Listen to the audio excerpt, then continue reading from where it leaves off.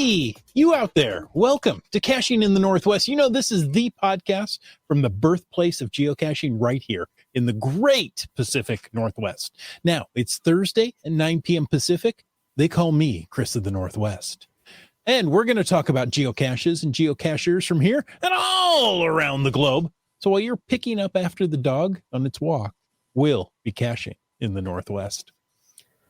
And tonight we're talking about some great ideas for placing a virtual geocache. Yes, virtuals. There's another round of them coming out. For a long time, you couldn't do them, but people are getting them. People are placing them. And we're going to talk like candy. I know it. So, live audience, tell us what you think are some great ideas for placing virtual geocaches. You know, in a virtual sense. Can't do that though until we bring in our lost lemur. Some say, like an airplane door, he's often unhinged. And others say he has 9 lives, mostly from identity theft. All we know is he's called Land Monkey. Hey guys, good to see you. I got to say, I mean, I understand why all the airplane door jokes are running rampant these days, but I'm trying to avoid as many of them as possible because I'm flying in the not too distant future. I'm like, yeah, I don't really need to continue feeding that into the psyche. So, Okay. When one door closes, another one opens. Yeah. Well, it's okay. You could also lose a nose wheel, set your cargo plane on fire, you know, any number of things. But you're fine. It's you're fine. Oh, good. It's safe. Safer than, traveling on the freeways. Yeah. Right. On the way to the airport. Yeah, exactly. All right. Well, hey, before we get into anything else here, Sorry. I just had to jump. Comicino, Alaska Airlines removing all songs from 3 Doors Down on their playlists. It made me chuckle. Okay, please continue. Okay. What was I going to say? Oh, I was going to say that it's time for a quick reminder that we appreciate the support of our patrons.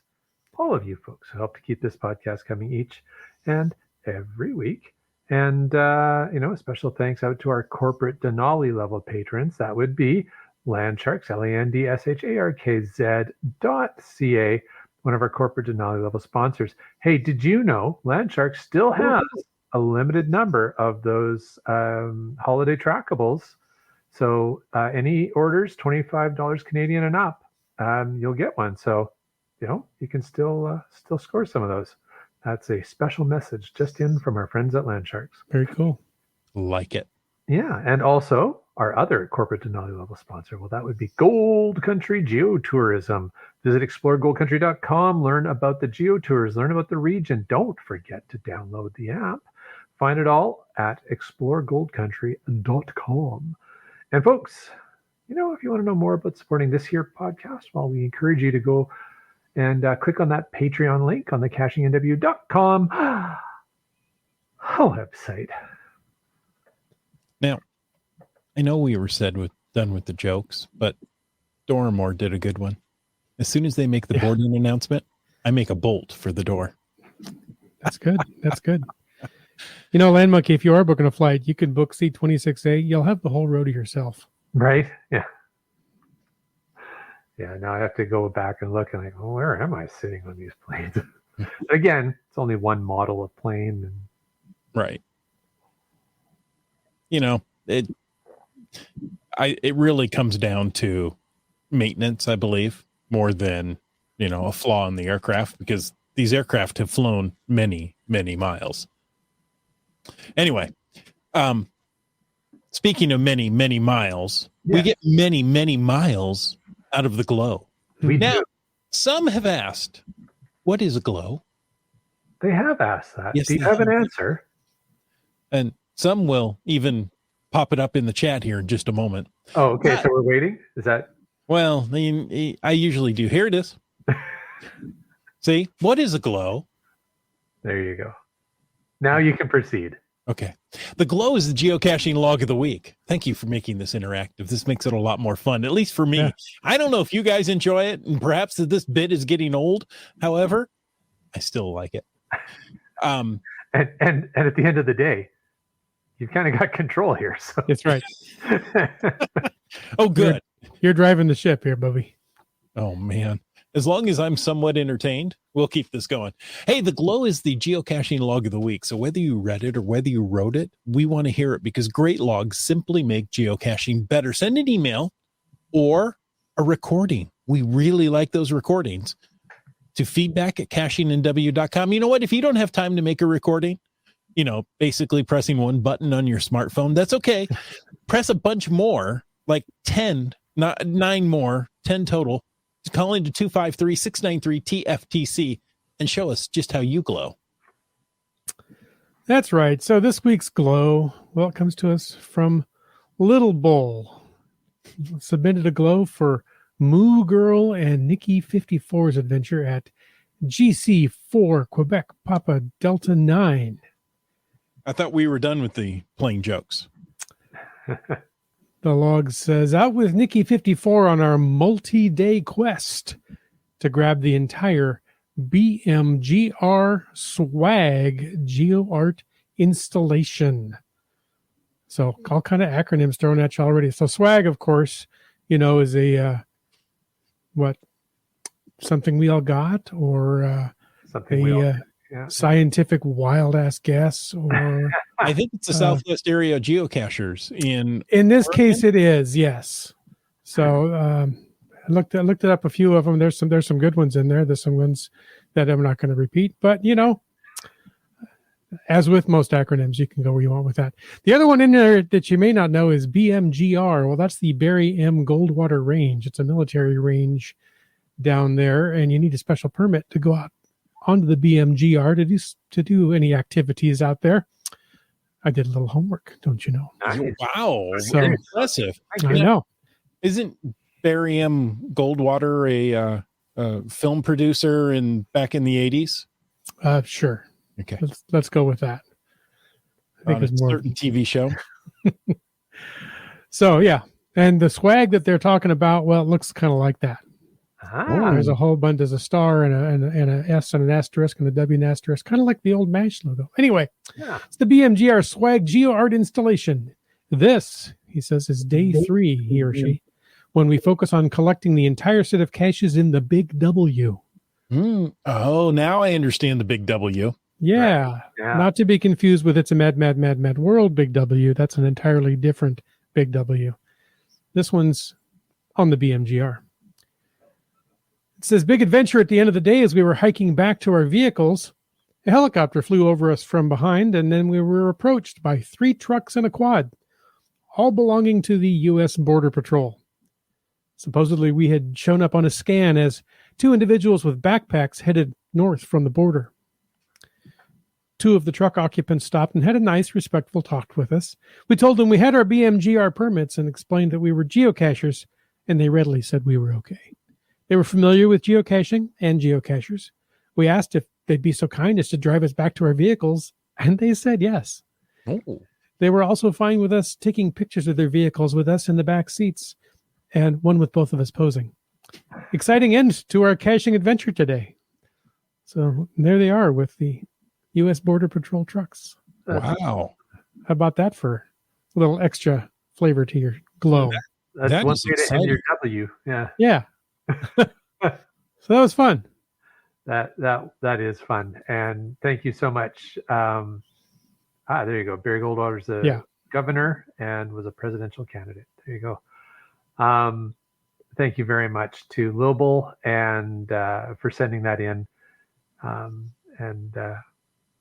That would have been just a very I guess probably a little tense at first when the vehicles pull up, but if you've got all your paperwork and you're allowed to be where you are. Yeah. Otherwise, like Wet Coaster said, they could have a free trip to Mexico. Right. But I also see they, if they're monitoring their video feeds or whatever, the border security, and it's like, oh, there's 2 people with full backpacks heading north. Maybe we should go check this out. What could possibly go wrong? Right? Love it. And they got a free ride out of it. I mean, how nice are these people? Yeah. Once you have all the paperwork in place, they're very understanding. Well, and it's Canadians as well down there. So Well, Canadians tend to be very nice unless they're on riding lawnmowers, and then don't ask them for a ride or directions. Or directions, yeah. Yeah. Or unless they're on a podcast with a lackey as a guest. Hey, In particular, lackey. if you guys want to join into tonight's chat, use the hashtag virtual. That's a virtual hashtag. You don't even have to put anything in there. It's just virtual. No, use the hashtag virtual. Put it in the chat, and our chat lackey will make sure that we get wind of it. And if you want to break other wind, you can use the hashtag FATAS to bring up something in the after show. No, not a good one. Okay. And we'll talk about the FATAS stuff after we get through the content. Now, we're going to break into some news. This just off the wire from Como News. Starting January 25th, if I'm not mistaken, that's today. So it doesn't get any fresher than this, right? Right. So, starting today, Mount Rainier National Park will require reservations during peak hours at 7 a.m. to 3 p.m. at popular entrances such as Mount Nisqually, Stevens Canyon, Sunrise, White River, and Paradise, which is pretty much all the entrances you're going to want to go to. I was gonna say, right? Paradise isn't really an entrance. Well, the road to Paradise, right? The road to it, yeah, which is at Longmire, I think, another place. Yeah. Anyway. And if you're wanting to spend time there before 7 a.m. or after 3 p.m., you don't need this reservation. Okay. That's peak hours, right? It's peak hours. So the National Park Service introduced a timed entry system to manage traffic congestion and enhance visitor experience. Reservations can be made through recreation.gov or by calling 877-444-6777 with dates through July available in February, right? So you can start calling next month and getting your dates up to July at this point. Now, And it's for what period? Like February through July? the peak, May 24th through September 2nd is really when the peak visiting season is. That's because we haven't gotten there yet. Okay. We haven't gotten there yet. This move aims to address the increasing popularity of the park, ensuring a smoother flow, not through my mouth, but a smoother flow of visitors, reducing the environmental impact. Campsites may still be available first come, first serve, but reservations are recommended, emphasizing the need for visitors to plan ahead for that hassle-free experience in Mount Rainier National Park during the summer season. Now, Kevin Bacher with the Mount Rainier National Park told Como News during peak summer weekends, it wasn't uncommon to see a line of cars idling outside the Nisqually entrance for 2 miles and wait times reaching up to 3 hours. Yikes. Holy cow, right? Yeah, that's crazy. Is this all since COVID? No, this type of reservation system has been in place in other state parks. Right. But I mean, this national parks increased demand on the parks, right? Because I think we've seen the demand really spike around with COVID. Yeah. Park systems. Anyway, I've gone up there, taken the family up there, and there's times where it's difficult to find a parking space. Yeah.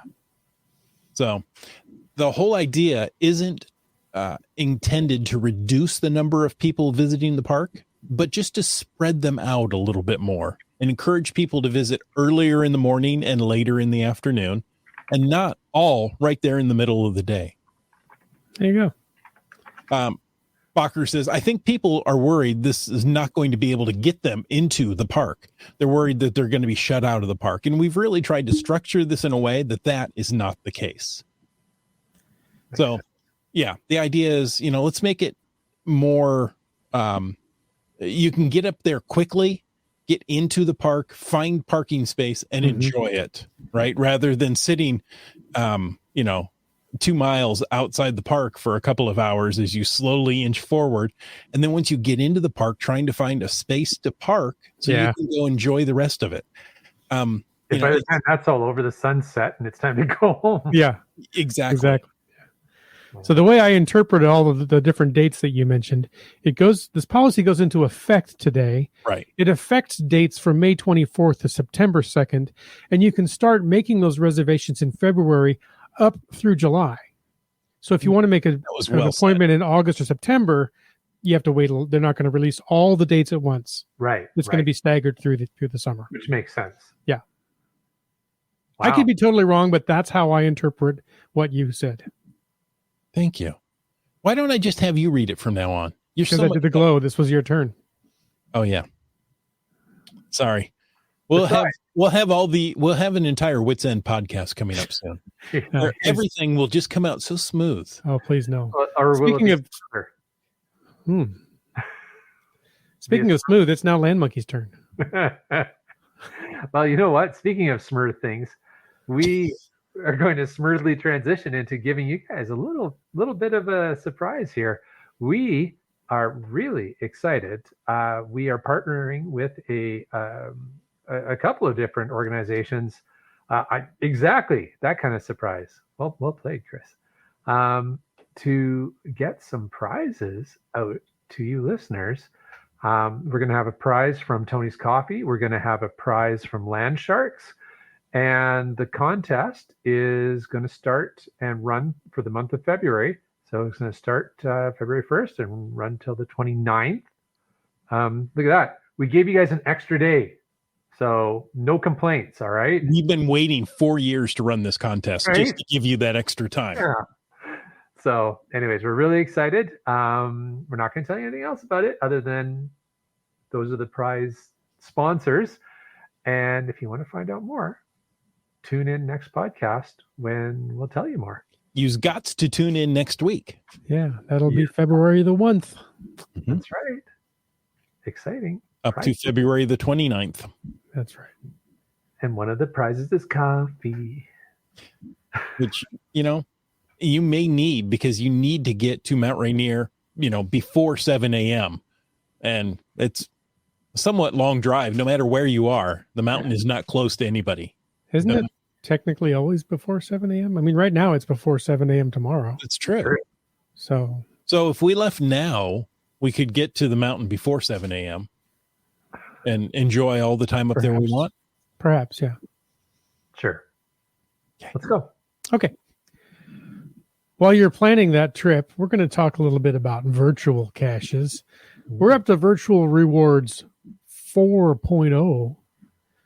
And as Chris mentioned earlier, use that hashtag virtual. Let us know your thoughts on the topics that we explored tonight, all about virtual caches, virtually speaking. Indeed. So why don't we start off, just in case not everybody who's listening to this podcast is on the same knowledge level. What is a virtual geocache?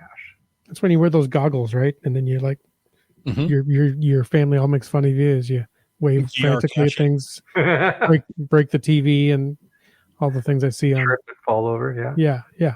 Step on the dog. You would think that's what it is. Chris, do you want to take a swing? And break things? Yes, I'd love to. Let's go into one of those rage rooms and break things. Chris needs to do that after every podcast. If we've done our job right, he does. Those two. Yeah. Chris mad. Okay. So a virtual cache is a type of geocache where there isn't there isn't a container to find or a log to sign. Yet what is there usually is much more of a find. So you just tag whatever item you find there? Yeah, pretty much. Yeah. Okay. So virtual cache is usually in a location where you can't place a physical cache, either because of restrictions or traffic or, I think often national and state parks, right, where they don't want you to put a physical cache just off the trail and damage the environment out there. Or it's in a very busy place. I just found one this week at Pike Place Market. Yeah. Which, that was one. You really can't place a cache there just because of the sheer amount of traffic. Mm-hmm. That one's placed by Bounce. It was one of these virtual rewards. I don't know which generation it was. Oh, neat. I think I might have found that one. It required 3 pictures. Sounds familiar. I haven't been downtown in a while, but Nice. Anyway, yeah, it was quite nice. So a virtual reward or virtual cache is something that I like them. Let me say that. They're unusual. They're in limited numbers. Mhm. And, that just drives up the desire to want and go get one. Well, Supply and I and think demand. that's maybe, yeah. Sorry, Jim? That's supply and demand, right? Yeah, exactly. Well, and I think that's maybe a key thing as well to, when we're talking about what is a virtual cache and why it's such a big deal, these virtual rewards, or virtual rewards. Yeah, virtual rewards. Because a virtual cache technically is a grandfathered cache type. You can't just go and place one. Right. Like you can with a traditional or a multi or an earth cache or anything like that. You have to be granted the ability to place one by geocaching.com, and they've been doing that in the last 4 years, I guess, in rounds. So they will do what they call virtual rewards, and we're on 4.0 now, where they will say, okay, for this year, we're going to give out X number, and it's semi-random, and we're going to get into the whole selection process as well. Mm-hmm. I know a lot of people are curious about that, but they go through that process. And so then if you're fortunate enough to get one for that round, then you can place it. But then there's also the little bit of buyer's remorse, I guess, maybe. Maybe not exactly the right analogy, but it's people hesitate because like, oh, this is my one shot. Oh, I got to do this right. And so I know for us, we had one in the virtual rewards 3 round, and it took us a while to place it because we were kind of like, oh, we could do this, we could do that, and hem and haw. But we were really happy with what we did in the end. But I think that's it's a good point as well, that it's a grandfathered cache type. So the ability to place them is a bit of a privilege. Yeah, and people get really excited when they're granted that privilege. Absolutely. As we can see, GSM times 2 is excited about it, and Subway Mark is also very excited about it. So very, very cool. And Subway Mark already knows what he's going to do with it. Yep. It'll be a sidetrack cache. Oh, neat. I was shocked, let me tell you. I'm thinking when we were in the UK, we did, I can't remember. I think we might have done one sidetracked virtual. We definitely did a couple of virtuals in rail stations. One of them might have been a sidetracked. I have to go check. I'm not sure. That's cool though. Very cool. Mm-hmm. Congrats to everybody who received them. And yeah, we'd love to hear if you've received one or if you've got ideas of what you would do. Definitely share that. And that's what we want to focus on tonight, is some of the ideas, right? So if you've been awarded one of these and you go, oh man, I'm so excited, I want to make it special, but I'm not sure how. Let's look at some of the top favorited virtual caches, and maybe that will help to get your juices going again. Yeah, it's a good idea. One is the Royal Observatory at Greenwich. That was really, really cool. It was not a hard one to do, and that one's got like almost 2,429 favorite points, and well deserved. But that one is cool because it's a really interesting place, obviously, and it's like, can you think of a place that is more appropriate to the game of geocaching? Exactly. than the Greenwich Mean Line, right? So that's the. Why is it so mean? Because people keep standing on it. You get mean after a couple hundred years of people standing on you. But yeah, that one's really cool. Really, it at the end of the day, it's really a take a photo of yourself. I think there might be another additional task. I can't recall. Maybe anybody in the chat who might remember. But it's one of those, take a picture of yourself here, and it's pretty obvious if you're there or not, right? So But yeah, what an amazing location to bring somebody to with a virtual cache. That's a great one. That's a favorite. Gearhead was awarded one, and he has his own idea. Awesome. Good. Another of the world's top most favorited is the Welcome to Las Vegas sign. Yes. Yes. Great location. People are going to stop there anyway and take a picture. Why not make it a virtual? Exactly. Let's see. How about Stonehenge? Now, there's an iconic location. You don't want to hide a physical cache there, right? No. Right. It's one of those historic locations you don't want to interrupt in any way. Yet, it's something somebody's going to be going to. Yeah. Just like another one in the top 10, top 15 most favorited virtuals in the world is the Bean. That's a very famous. That's in Chicago, isn't it? Yes, it is. Extremely famous piece of outdoor art, but you can't really hide a cache on it or there. Magnetic, right? Not one that would last. And you don't want to mark it up, right? Like, it's a really neat piece of outdoor sculpture, a very iconic piece of outdoor sculpture. So again, making it a virtual or placing a virtual cache there was a great idea. Any other ones we want to flag there from the list? Basically, what we did, folks, is we grabbed a top 12 list of the most favorited virtuals in the world, and we've kind of scanned through those just to think, what makes these unique? Why are these so favorited? And there are so many of them to choose from that it's hard to narrow a list like that down. Yeah. There's one in the Magic Kingdom and in the Florida theme parks and things.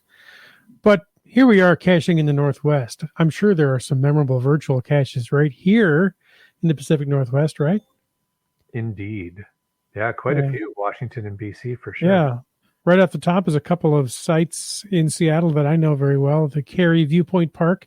That's that iconic view of the Seattle skyline that people see out Fraser's Window? Fraser's Window, yeah. Yeah.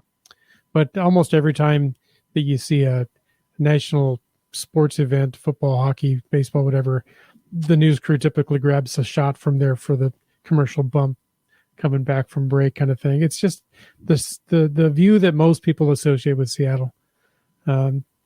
Great view of the Space Needle up against the buildings in the skyline. And speaking of Space Needle, there's one at the Space Needle. So two of them right there in downtown Seattle. It's a great one. And, when people come into town, I tell them, go to Cary Park. Yeah. You're not going to regret going there. It's a great view of the city. I had some family in town years ago, and they had some things they wanted to see, and we showed a thing, and they were tired. It was late in the afternoon, and I said, let's make one more stop. And I'm like, really? I'm like, yeah, let's just do. Yeah. And we pulled in there right at sunset, and it was gorgeous. And they're like, okay, I'm so glad we stopped. So, if you can time that for either sunset or a little bit before sunset, they get golden hour there. Yeah. That was great. Yeah, it's spectacular. And of course, the Space Needle is fantastic to go see at any time. Yeah. Absolutely. Late for the Interurban. That's a classic. Yes. Now, that one is near the headquarters. It's like almost in the headquarters. Yeah, it's right there in the same plaza as the headquarters, right? Mm-hmm. It's a bunch of bronze statues waiting near the bus stop. It's fun. Yeah, it's fun. And I think the thing is, if you've grown up in the Northwest, and if you're in about our age, you'll recognize the characters. And I think that's what was most impactful for me. Like, the virtual brought me there, and I don't know if I would have noticed it or not, because when I was there, my goal was to visit HQ, and I'd been there for block parties, and you don't necessarily come up onto the street and into that plaza for the block party unless you're drawn up there by the virtual. Yep. Although, was the virtual there during the block parties? I don't think so. I think it's newer. I don't know. Because I didn't do it when we were at the block parties. No. Well, anyways, maybe the research department can look it up and see how old it is. But I guess my point being that it was placed in 2017. So yes, it was there for all the block party. Well, a couple of the block parties. At least one of them, yeah. Okay. But yeah, I think my point being that, it's the again, right? The virtual cache draws you as a geocacher to something, and then you get to have that experience. And for me, the experience was nostalgic and unexpected. So, a very fun experience. Well, since we're right there in that same area, how about the HQ Geo Tour Gasworks Park? I often forget that there's a virtual as part of the HQ Geo Tour. Good point. That's an interesting idea. Mm-hmm. If you've been given a virtual reward and you know of a Geo Tour being put out in your community, there you go. Work with the Geo Tour operators to get the virtual as part of the Geo Tour. Wow, that would be something, wouldn't it? That would be something else, yeah. What are some of the other ones you've got here? Gas Tacoma, Bridge of Glass. Yep. Chris, you're the one who told me about that, and said you've got you kept talking about the Shahuli, yes, Shahuli Glass Museum and all this stuff. I'm like, okay, all right, it's blown glass, all right, whatever. And so eventually, when we came down and visited, we went, and I'm glad we went there. Yes, yeah. Again, one of those stops that you go, wow, this is great. Yeah. Hey, also, I'm going to interrupt for a sec. Shout out to Chat Lackey, who's throwing up the GC codes as we go through this stuff. Thank you. Appreciate that. One that I didn't have until recent was the Peace Arch. I don't know how I didn't get it before. But the last Hands Across the Border event where the WSGA and the BCGA met, I made special effort to go get the Peace Arch virtual. Nice. Well done. Here's an interesting point from GSM times 2. He says, don't do that as far as adding your virtual to GeoTour, because under the current rules, once the GeoTour ends, the geocaches must be archived. Oh, okay. Well, thank you, GSM times 2. Yeah. That is good to know. Mm-hmm. So there you go. Now, the HQ GeoTour, I think, is going to have a little bit of nepotism involved there, can we say? Right? You said it, not me. We mentioned Pike Place Market. There was a lot of people that mentioned, yes, I did that. Let's see. Brylang says I did Pike Place Market virtual twice. First time the street was so jammed, I just stopped. The 4 of us jumped out, got our pick with the market sign, and jumped back in. Traffic hadn't moved. That's the Seattle I know. Yes.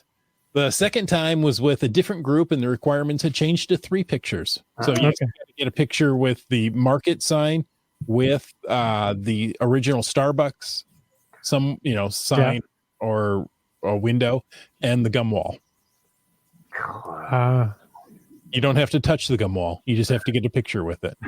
All right. Now, is that the same cache that changed requirements, or is it a new cache? Good point. Because I'm not sure. I think I did it back when it was 1 photo required. I don't think I did 3. Just Carlo did the Pike Place virtual in December. So if it's a new cache, I didn't have it. Oh, Bradley says, yes, it's the same cache. Oh, okay. Very cool. Just Carlo had a great suggestion for folks who are looking for an idea for placing a virtual. Airport virtual caches and Adventure Labs are a fun way to kill time waiting for a flight. Absolutely. I know there's at least 2 virtual caches at Vancouver International Airport. There's at least 1 at SeaTac. Yeah, it's on the list. Flying Fish at SeaTac. There's one of the terminals has a bunch of brass fish in the floor, the sculpture. And a lot of airports, even the smaller airports like Bellingham, have some sort of interesting art or feature or something that could make a good subject. Actually, one of the ones not on this list, because this list is just Washington, but if I jump to British Columbia, Abbotsford Airport. One of our listeners, I'm not sure if he's in the chat tonight, but not Gia, sometimes too. He is in the chat, but he's not who I'm talking about. But he's not from Abbotsford. Neither is the person I'm thinking of, but Three Hams and a Rose is the person I'm thinking of. And he has a virtual cache outside the Abbotsford Airport. That's at a retired, there you go, a retired Voodoo fighter jet. Okay. Outside the airport. Whenever I see Voodoo, I think donuts. Right? Yeah. Absolutely. I think a labyrinth, but okay. Oh, This is an old Canadian Forces Voodoo jet interceptor. GC 891 Delta Alpha. Three Hams in a Row. That's a great virtual cache. Got a lot of hits during Woodstock. I bet. Nervous Energies, we're with you, bro. Donuts. Donuts. Pause the podcast. We need donuts. And oops. Gearhead says, and great logging requirements for the Voodoo. Yeah. Yes. A little bit creative. I think chat can correct me, but I believe it's like a one or the other kind of thing. You can either answer some trivia type questions that the info is at the site, or take a photo with yourself with your caching name written on a paper airplane. Oh, nice. That's fun. That's well thought out. Nervous is he'll bring the coffee if we provide the donuts. All right. Okay. My kind of guy. Ryling says, I really should do that one since I drive by it on the way to work all the time. There you go. Yeah. You know what's funny? So that one, I haven't done it either. And it's almost ridiculous because we drive by there so often. But at one point, like leading up to Geo Woodstock, we were saving it because we were going to do an icon run. And we're like, This might be right on our path for our icon run. Well, then when we ended up doing the icon run, a couple of other virtuals had gotten published in the meantime. We're like, this other one is more on the way. So we'll more do that convenient. one. Sure. And then it's just that you almost forget about it. It's like, shoot, we should really do that virtual. Well, you never know when some summertime souvenir event contest will come up. Good point, Jim. Yeah, so it's not a bad idea to save geocaches for those kind of events, right? Those kind of, especially the rare types like virtuals. Right. Though I don't want to go get them. Wits End, you want to read this one? Subway Mark says, I have flown through Detroit many times, but never left the airport. So I have never claimed Michigan, but I found the virtual last year. So geocaching, I have the Michigan souvenir, but was I ever there? I have the same question about Atlanta, Georgia. I've only been in the airport. There's no evidence you were there. Yeah. I don't know. Exactly. I don't know if there's any. We've done a lot of airport virtuals, but it's always been in places we've then found other caches. So I don't think there's any country or state or province that we only have the airport. I did actually drive through Georgia briefly on a different trip, but for many years that was true. I had only been in the airport. The Coca-Cola airport. I've not spent any time in Atlanta, but I hope to someday. Yeah. Seems like a really interesting city. One of the podcasts I listen to frequently, the Stuff You Should Know podcast, they're in the Atlanta area. Well, I have friends that live in Rome, Georgia. There's some do that event. Georgia, not Italy. Right, right. Yeah. Rome, Georgia, which I believe is northwest of Atlanta. So there you go. I mean, you could be caching in the Northwest. That's right. Northwest Georgia. So I digress. Bring us back on track. So we were talking earlier. So there's some great examples across the Northwest and the world of some of the most favorited virtual caches and our thoughts and some of your guys' thoughts in the live chat. Thank you, about what makes them great virtuals. But maybe what we should do is just recap. What was the criteria? What is the criteria for getting a virtual reward? So what were the rules that they put out that they used as the selection criteria for the virtual rewards 4.0? Chris, so basically, what did Subway Mark and GSM Teams 2 and these people do to get it. What did Right. they do right? If you didn't get one this year, what do you need to do throughout 2024 to get one in 2025? Hopefully, right? Good point. Yeah. Now, let's start off and say geocaching.com doesn't announce when these virtual rewards are going to be distributed. They just kind of happen. So I'm sure they have it all planned out. I'm sure there's a calendar in there that's going to say, oh, virtual rewards 5.0 coming out on this date, but that's not something they announce in advance. So what you need to do. No guarantee there will be one. That's right. Exactly. They could choose not to, but they probably will. So what you need to do is you must have a non-event geocache. Okay. It can be anything else but an event published in 2023 that has earned at least 4 favorite points by December 31st, 2023. Okay. This is what you needed to get to this round, right? So we're talking what has already happened. You must have created your geocaching account before June 13th, 2023. So you had to have it more than half a year. Okay. Right. I did that one. I qualify for. Okay. Prior virtual reward recipients are eligible to participate. Oh, interesting. Good to know. Okay. Players who have opted in for virtual rewards 2 and 3, but did not receive a virtual cache, have a higher likelihood of receiving virtual reward 4.0. That's fair.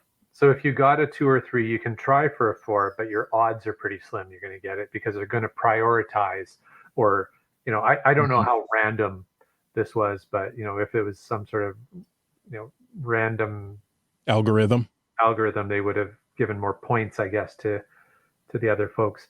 I think a lot of these things are interesting, and I want to throw out GSM times 2 made a good point, and he said we had no idea what we had to do because the qualifications change every year, and that's true. The qualifications each year have changed slightly. This year's was a little bit different, but I think if you look at it as a theme, right? So say, okay, let's take the specifics of it. Let's look at it as a theme. They're looking for people who place active geocaches. So within the last year, within the last 6 months, whatever time frame you want to put on it, you've published a cache, and that cache has earned at least 4 favorite points. So what they're trying to promote here, and what they'll undoubtedly continue to do, is try and reward, because this is a reward. Remember, this is a privilege to get one of these. They're going to reward people who are putting out quality caches. So if you want to get in the running, and again, exactly as Brian said earlier, we don't know if there's going to be another round in 2025. Maybe there won't be. Right. Whenever the next round comes up, what they're going to be doing is rewarding people who have put out quality caches, people who've, as you said, Jim, have had a geocaching account for more than 6 months. And I think those are really kind of and you have to apply once they announce that it's happening. Okay. So get out there and play the game well and enjoy yourself. And odds are you'll qualify if you play well. You put out a favorite worthy geocache. Yeah. You're going to more than likely be in the running. Yeah, absolutely. Yeah, so there you go. Seebeck Tribe shared that in 2023 it was based on an opt-in to receive and then just a random draw, and she was lucky enough to get one in 2023. That's awesome. GSM times 2 says, he shares, they being HQ learned a lot from the errors made in Virtual Rewards 1.0. Some people were no longer even geocaching and got a virtual reward. Yeah. I think there was also jokes about, I don't know if it actually ever happened or not, but sock puppet accounts getting virtual rewards, things like that. And, I can see how if you're trying to do, something nice for the community, it can backfire, right? Right. Happens all the time. Yeah. No good deed goes unpunished. But yeah, I think they've made it. I don't think the criteria for version 4 were really that steep, to be honest. I think they were pretty fair. Now, for this round, you didn't have to apply. They just were looking for people who put out a cache within the year and had these qualifications. I thought you had to. I thought you had to participate. I thought you had to apply for it. So it's interesting. I don't remember that you did in 2023. Okay. But if you had an account for a while and you placed a quality cache, got some favorites, that's a pretty good way to avoid giving them out to sock puppet accounts and for sure. non-active caches. Exactly. So the selection, or at least the announcement, was made on January 17th. HQ randomly selected up to 4,000 eligible geocachers. And what's curious, I would love to have somebody like Mountain Bike on the podcast to talk about this, because I think he's kind of their data guru. Because they also made sure that random selection had geographic distribution, which is tricky, right? Because now you're weighting the random selection, which they already said they're doing, because if you had already won one, you're getting a lower weighting in the random selection. And it's also going to be based on geographic distribution, which I assume means in countries with a much higher population of geocachers, they will have a weighting slightly against them to there you go. Yes. To make it a little more fair for countries where there isn't. So basically, USA, Germany, France, Czech. Almost any flag that has red, white, and blue in it. Right? Pretty much. I was going to say, except for Germany. Yeah. Black, yellow, and black, yellow, and orange. Black, yellow, red. And Red. Yeah. But yeah. So they did the drawing on January 17th of this year, and if you were rewarded one, you have until January 17th of next year to place it. So that's a goodly amount of time. But don't let it get away from you. There'll be a lot of people submitting their virtuals in December. Yeah, there will. Or January 16th. Just like this. They do the same thing with taxes, right? They wait to the last possible minute. It's human nature. Chris, do you want to maybe speak to that last bullet on the process? I think that's a really interesting one. All geocaching community volunteers, so the reviewers, the moderator, the translators who qualify will receive a virtual reward as thanks for giving their time to support the geocaching community. I think that's fabulous, right? Yeah. If you're putting time in, and I know reviewers put a lot of time in, right? Moderators, boy, there's a job I don't necessarily want, right? Nobody wants that job. I don't know why they have mods. I don't know why anybody wants to do that job. But anyways, go on. Or translators, right? There's some hard work there. And these people do this as do it for free to help geocaching move forward and gain momentum in the world. So if they qualify, they're going to get, or they already have received, one of these virtual rewards as a thank you for the time they've given to the community. I think that's fantastic. Yeah. Well, I love the fact that what they did is they said the volunteers who give so much of their time to the community without pay, like these are volunteers. This is a reward or a perk they want to give to them. And I think that's great. But they also have to meet the qualifications in order to get it. So if you're a reviewer who never puts out a cache, then you're not going to get the opportunity. So I thought, okay. Oh, that's interesting. Okay, so do they do it because the reviewers have two accounts, right? They have a reviewer account and then they have their regular player account. And now I have to assume it is to their regular player account because HQ knows who they are. But what if the reviewer put out under his reviewer account, his or her reviewer account, a favorite worthy cache? I don't know that reviewers generally do that. I mean, maybe they do. I don't know. I'm just asking reviewers I know don't put out caches under their reviewer account.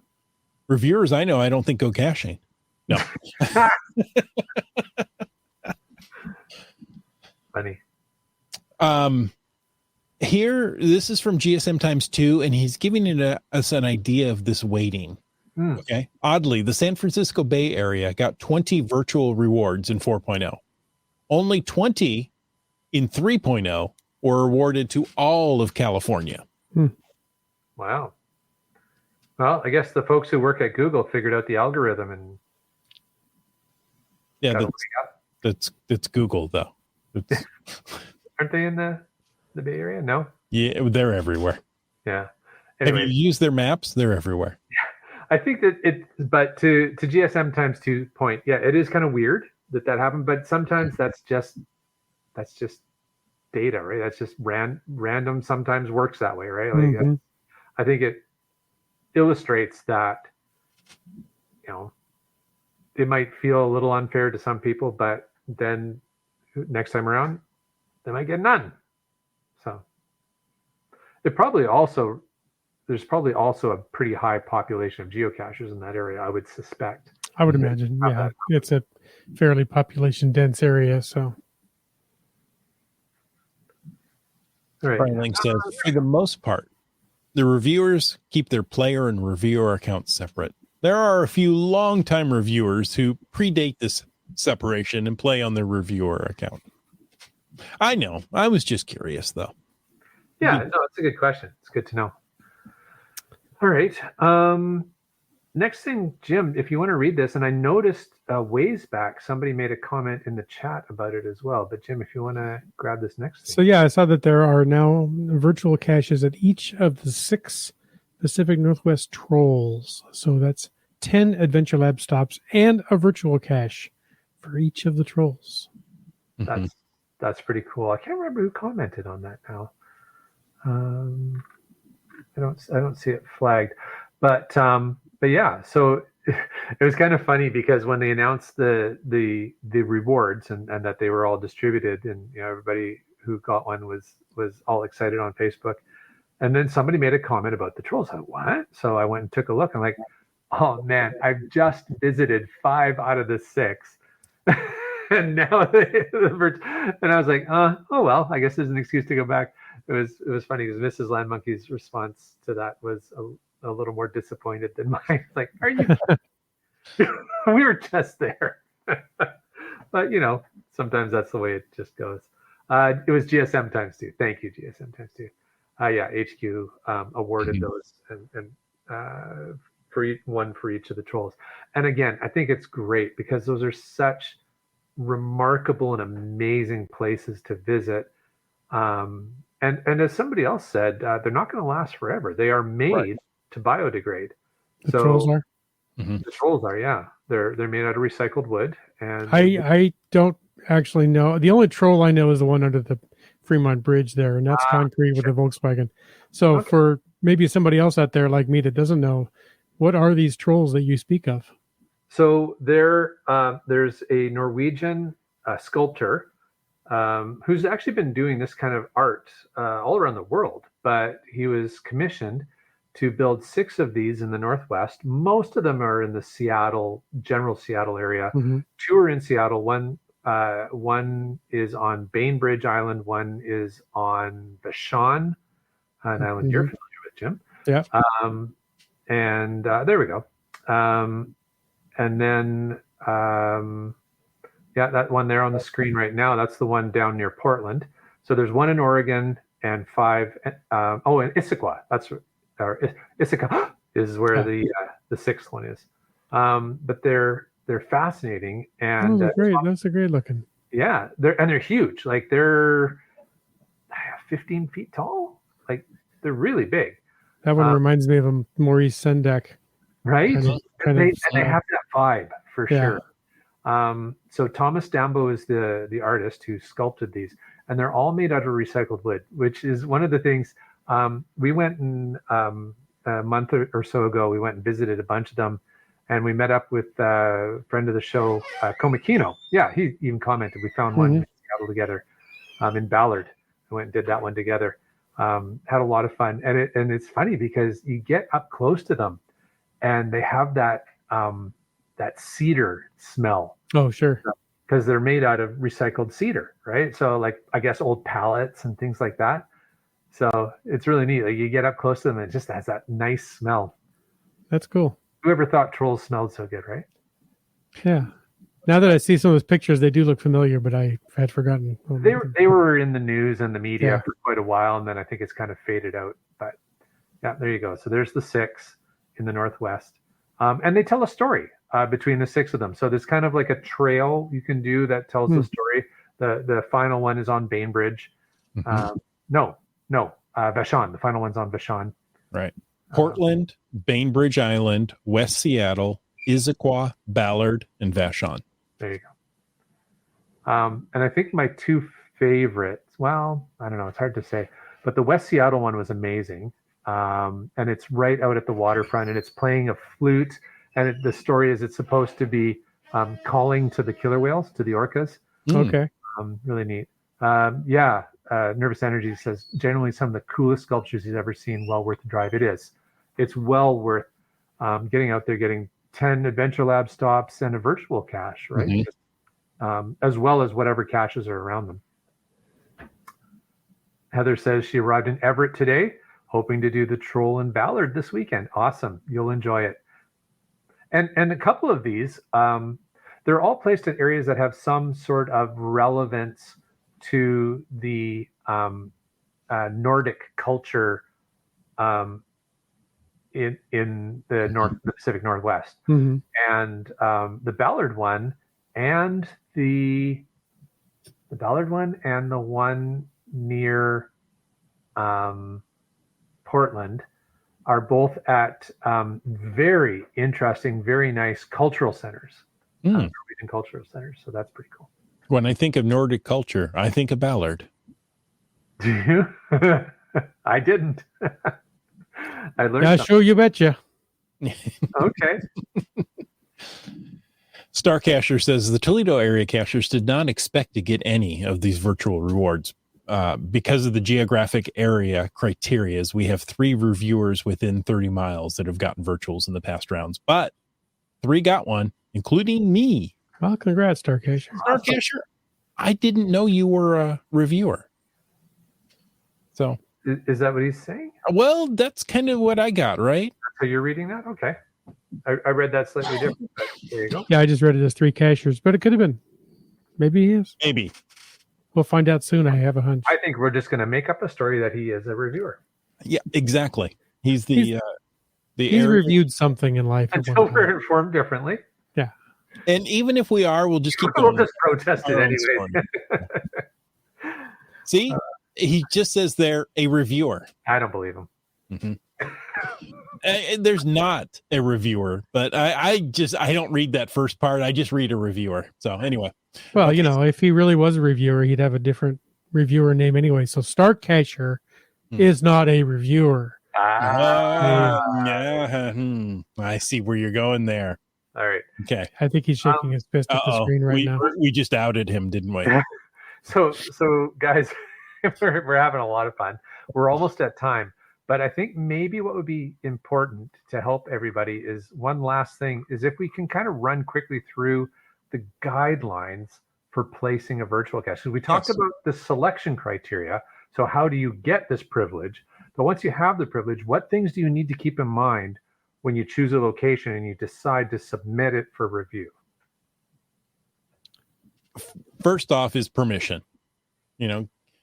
You have to virtual caches have to be placed in locations where geocachers are allowed to go, right? Yeah. So you can't say, hey, I want to do one, and you have to go inside the middle of the Space Needle.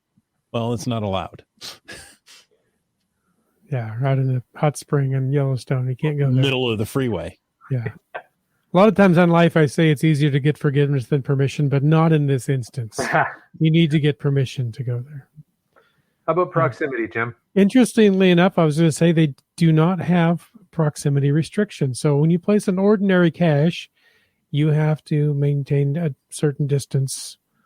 I forget, 500 feet, 160 meters. Is that right? 512 feet. Okay. So, and that's away from any other cache or any other stop of part of a multi-cache or the final of a mystery. So you may not, this is a great place for a cache. And then you find out, nope, there's a multi-stop there, or there's a virtual or a puzzle cache final location there. So if the cache owner wants to avoid placing a virtual cache with similar content, you can ask your reviewer to check for nearby unpublished caches, just to make sure you're not spoiling something. So you have the right to, the proximity rules don't apply, but you can still contact the reviewer and say, hey, is this okay here? Is this going to spoil something else? Awesome. Another thing to keep in mind is vacation virtuals. We know vacation caches are a bit of a challenge for reviewers, a bit of a problem. Vacation virtuals. So what we're talking about is if you have gone somewhere on vacation and you're like, oh, I love this place so much. I want to highlight it. I want to bring people here. I'm going to place a virtual here.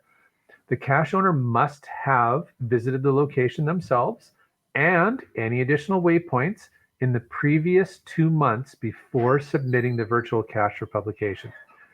They really want to encourage you to place virtual caches closer to your home, ideally, but you can place one, a vacation virtual, but you've got to have been there within 2 months of submitting it.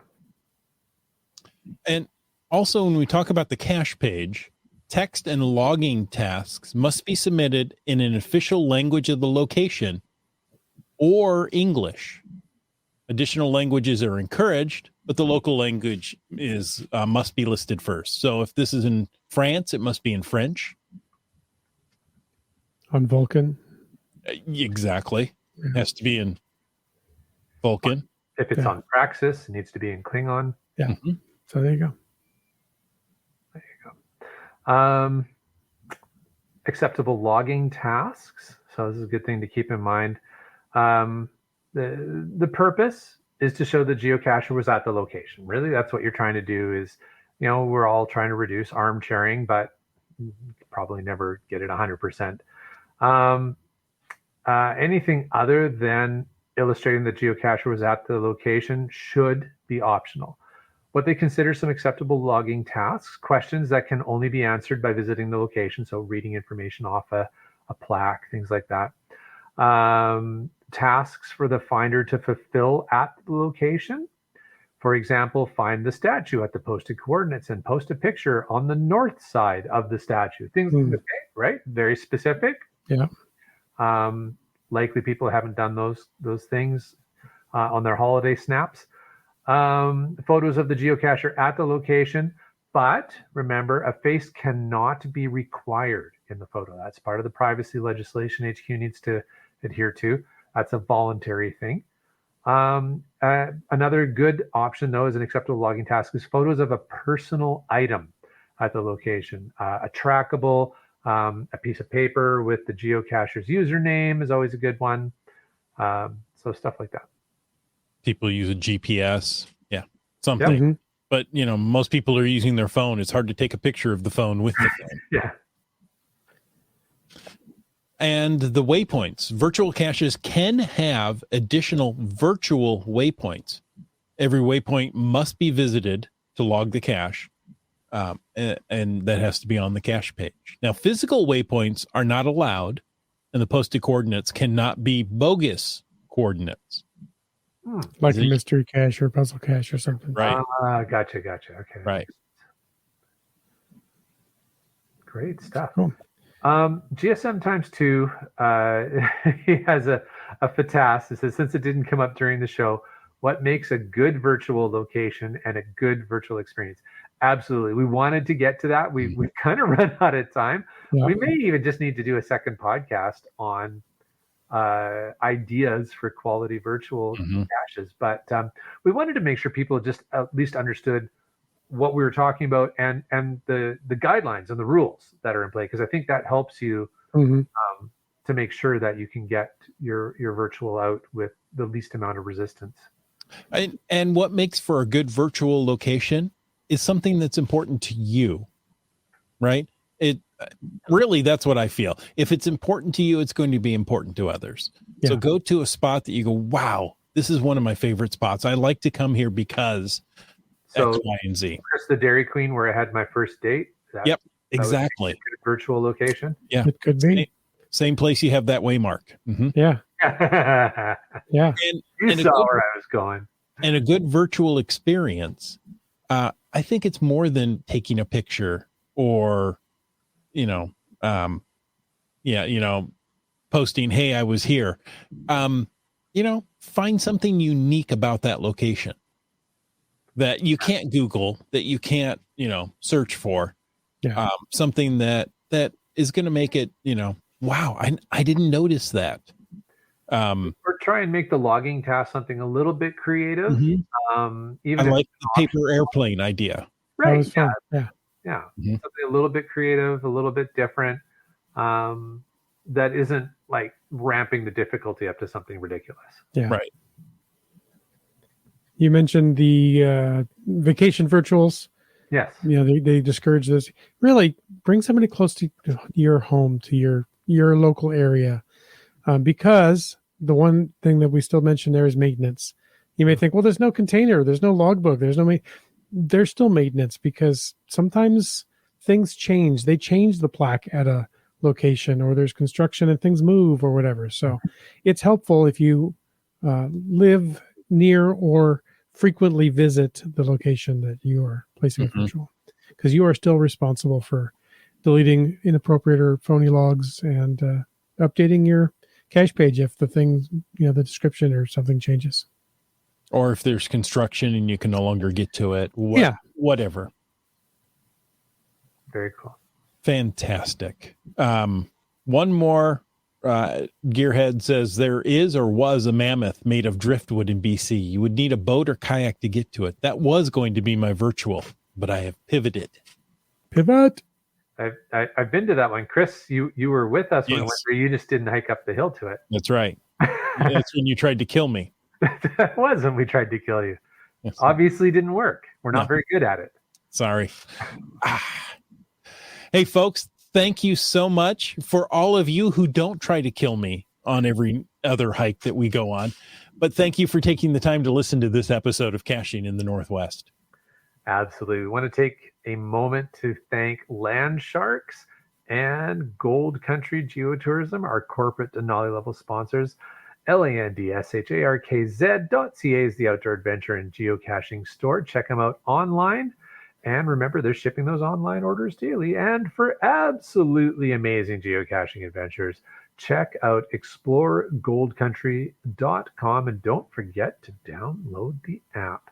We also want to thank all of our faithful Denali level supporters, whether they're corporate or not, and that's Land Sharks, Gold Country Geotourism, but also Groovy Owl, Cool Cow Cachers, and Cachly, the geocaching app. If you want to know more about supporting this here podcast, well, click that Patreon link right over there on the cachingnw.com website. Like LG 9000 did. And geocaches. And RE54321. Camp Clan. Wet Coaster. Utah Extraflux. Alarobrick. Wino Seattle. Seabeck Tribe. BC Rock Crawler. Korsgat. Genies. How about Segehove? How about Trexer? CRS 98. Mountain Bike. Team Noltex. You, Dak. Limax. Just finding our way. Actively participating in the chat tonight, as always, GSM ×2. Just Carlo. Kev MacD. Log work. Hey, Subaway Mark. Green Words. Also participating and helping us get some prizes ready for the next contest, Nervous Energies. B Pendragon. Peach of Washington. Terrible lunch. Great guy. Gas station tuna. I think he enjoyed the lunch. See 3 cats. Kitty Quest. M-Nerve. GeoNav Pro. Boomer 365. Good Vegas 19. Flagman. Antaeus. Whitby Island Gal. J-Car. Skyhawker. Dora Moore. And Acrodoc. Folks, thank you so much. And we want to, again, thank you for taking the time to listen to this episode of Caching in the Northwest. Your support helps keep the quality shows coming. If you like the show, please click the Patreon link on the cachingnw.com website. Now, if you didn't like the show, let us know what you want to talk about. But if you like the vibe, please subscribe wherever you get your podcast. And and leave us a review. You may want to remember that. Leave us a review. If you were in a restaurant, you would tip. If you were in a live audience, you would clap. But since you're on a podcast, leave us a free, fast, fabulous, fantastic 5-star review. You can call into 253-693-TFTC and leave us a comment, ask us a question, or help us find one of these trolls any time of the day or night. Of course, you can email us at feedback@cachingandw.com. Join us every Thursday night at 9 p.m. Pacific for a live show and chat. This show is produced by Chris Umfenauer, Jim Paulwitz, Jay Kennedy, and Brian Lang. It's licensed under Creative Commons Attribution 3.0 license, copyright 2024 by Chris Umfenauer. And folks, I ask you to stay tuned for, I lost my button. There it is. There it is. The after show. Like, where did that button go? It's always there. Well done, Chris. Well done. You rolled through that masterfully. Thank you. That is a lot of words, and they're not all easy words. Yeah. As long as you keep using the same letter, you can keep going through it. You'd think, but not always. Alliteration. Let's see. I thought this was an interesting one by GSM times 2. How difficult should a virtual be? What about terrain? Number of stops? Challenging questions. Well, I mean, I think you just, it's up to the cache owner really to decide what they want to do, as long as their DT rating is appropriate to the actual difficulty and or terrain you're doing. So, I mean, if you wanted to have a terrain 5 virtual, like what Gearhead was saying, you put it somewhere where you need a boat to get to it, and now it's a T5 if you want the terrain. If it's somewhere that you can roll up to in a wheelchair, then it's a T1 terrain, and then all the usual points in between. So I think for terrain, and I get what he's asking is like, what do we think would be ideal? But I don't know. I think there's a range that's acceptable. I think you probably don't want the difficulty to be too high. You don't want to make it overly difficult for people to do it, because then I don't know, it's not as much fun. I was going to say, did you see Dora Moore's comment earlier? She said, took a bus to the SkyTrain and then to the C bus for a new virtual. You need to take a pick halfway across the Burrard Inlet, and it's rated a 2 terrain. She questions that. So Brian Lang said you should discuss that with the CO and see if he'll adjust it to a T5. Yeah, I mean, technically, it's arguably now it's the boat that you're taking is a public transit boat. Exactly. You're not required to own it. And you have to be on the public transit boat to take it. It's the C bus virtual. So I kind of see both sides of that. Right. I think an easy argument could be made if it was submitted as a T5, but I think, arguably it doesn't need to be. Yeah. But yeah, it's a good question. Now, we have a lot of people moving about. I don't know if you saw Heather that drove up, was it from Portland to Everett today? Yeah. Stopped in Tacoma. And stopped in Tacoma. Nervous Energies heading up to Aceto and Langley next month. Awesome. Added that Voodoo virtual to my list to swing by and grab, and then on his way back to Bellingham. I need to work on my paper airplane skills. Absolutely. Oh, hey, Korscott. Hello, Korscott. Hey. Good morning. Welcome. Nice to see you too. Man, has the podcast been going on this long? We started at 9 p.m. We're running late, I guess. We can just keep talking. Just for Korscott. Yeah. GSM times 2 says we have an old one, meaning a virtual, that has 15 stops. Ooh, people say they hate it, but they've given it 42% favorite points. Well, Chris and Jim, the virtual we did together at Hatley Castle in Victoria when you guys came and visited a few years back. That was what, 6 or 7 stops on that one? It seems right. Yeah. Yeah, I don't remember exactly. And they were quite spread out, right? I mean, it took some time to do. But I didn't mind it. I mean, the thing is, you know what you're getting into, right? The difficulty level was up. And so, and I think if I recall correctly, I'd have to double check it, but I think they had said even in there, they've given an approximate amount of time you should commit to it, which is really helpful. So I think if you're going to do that, if you're going to ramp up the difficulty, add a lot of stops, if in your description, in fairness, you say this is going to take about X amount of time, because virtual caches are often targeted by people visiting, right? Especially ones that start to get a few favorite points. They're going to be high up on the list for people who are visiting an area. So, help people out. That's right. Give a brother a break. Seaback Tribe says, I'm going to Texas for the Mega on February 29th. Nice. Okay, we're getting the signal. We're getting the signal. This is gone. This might be one of our longest episodes. He was just saying Texas. T is for Texas. T for Texas. We can keep going. Okay. All right. That's what, of course, yeah. Or maybe he's saying T for 3 mega events. See, now he's got the X from Texas. Yeah. T, X. That's Texas. Make an S now. The postal abbreviation for Texas is TX, so we're good. Folks, thank you so much for joining us and sticking with us in this long episode. Until next week, which it may take this long to listen to the episode, get out and get caching in the Northwest.